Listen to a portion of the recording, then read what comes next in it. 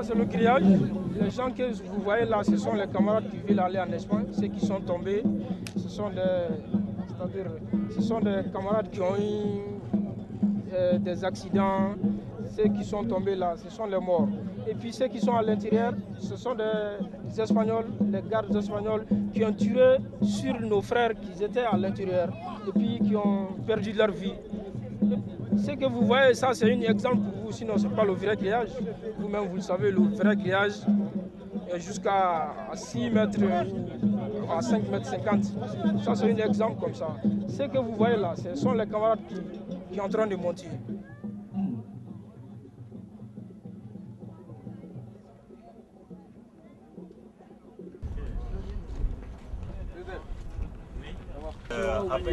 Après avoir eu les papiers ici, on prend des cars pour aller jusqu'à la frontière du Mali, c'est-à-dire Gao ou bien Kidal. De là-bas, on prend des voitures là-bas aussi pour rentrer en Algérie. Chaque fois, il y a des occasions, il y a des voitures qu'on emprunte. La première ville de l'Algérienne, c'est-à-dire la frontière algérienne. On prend des voitures là-bas aussi jusqu'à la frontière de l'Algérie. Début Algérie jusqu'à la frontière Algérie-Maroc. Ça, c'est la voiture. Donc maintenant, à partir de la frontière de l'Algérie, on va à pied, on traverse la frontière à pied pour rentrer au Maroc. Donc, du début de Maroc jusqu'au Guiriaz, tout ça c'est à pied. Après Nador maintenant, vous savez, Nador est là où nous résidons, c'est un peu loin, à peu près 14 km. Donc de Nador maintenant, nous poursuivons le chemin jusqu'à la colline. Donc arrivé à la colline, c'est là-bas que nous habitons. Donc nous faisons tout là-bas. Si nous avons manque de nourriture, on part à la poubelle pour chercher de la nourriture. Et puis souvent on descend au bord du goudron, demander aux gens qui sont solidaires de nous donner des morceaux de pain et puis des jetons pour qu'on puisse manger. Donc arrivé à Gorgo, à peu près après avoir fait 3 jours de repos, nous partons au grillage. C'est là maintenant la bataille. 24 heures sur 24 heures, le grillage est contrôlé. Mais nous partons au grillage uniquement pour la nuit. Quand nous partons, donc les surveillants espagnols et marocains nous voient de loin, à peu près à 1 km. Lorsque vous commencez déjà de partir à 1 km, la surveillance vous voit terre à terre. Mais avec tout ça, on se débrouille d'aller. Donc en partant maintenant, les Marocains peuvent vous arrêter. Donc lorsqu'un Marocain, c'est-à-dire un corabier marocain vous arrête, donc la première chose de faire d'abord, il va te fouiller. Si vous avez des portables ou bien de l'argent, ils vont enlever ça. Et ensuite, ils vont vous bastonner comme il faut. Il y a d'autres même, lorsqu'on vous bat, tu peux même pas te pour aller à la colline. Il faut des camarades encore pour vous transporter à la colline. Ni sera Maroc 5 jours de marche entre la frontière Algérie-Maroc. Arrivé au Guiriaz, il y a plusieurs Marocains, des militaires. Quand ils te trouvent, ils te bastonnent. On peut même casser tes bras avec les bâtons. Tu peux même casser ton pied. Tu peux crever l'œil. Tu peux même avoir des blessures sur la tête, même mourir. C'est-à-dire tu peux avoir n'importe quel problème parce qu'il y a même des balles réelles. On te tue souvent avec des balles réelles. On n'est pas parti là-bas parce que l'Espagne c'est la paradis. Hein. Nous voulons un peu pour venir dans nos pays pour investir.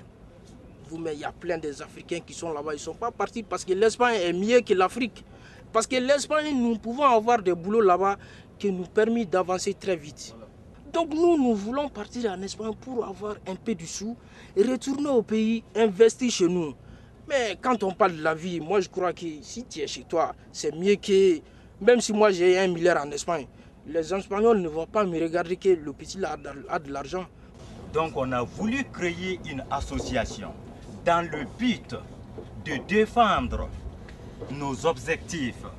Parce qu'il y en a qui ont été blessés vraiment, on veut qu'il y ait vraiment une réparation des droits.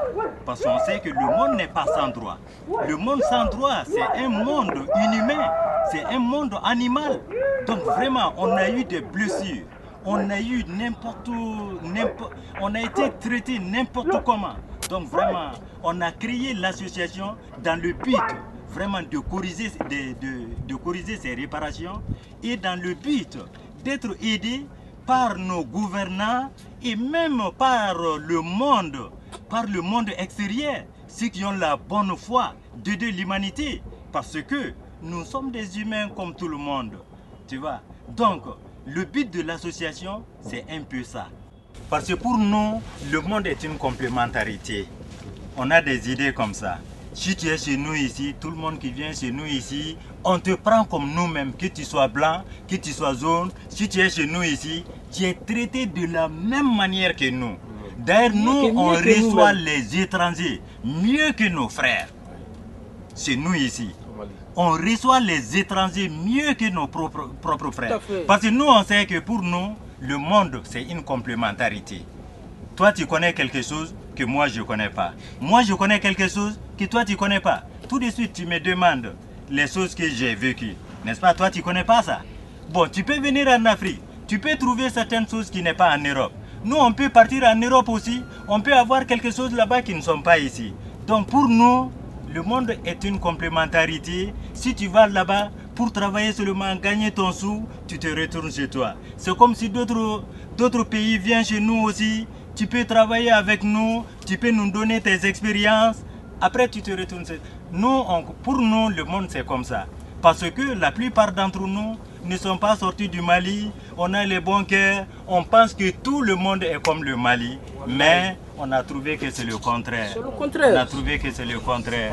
Parce que souvent, on nous tape avec les couteaux, avec les bâtons, comme si nous ne sommes pas des humains. Comme si nous ne sommes pas des humains.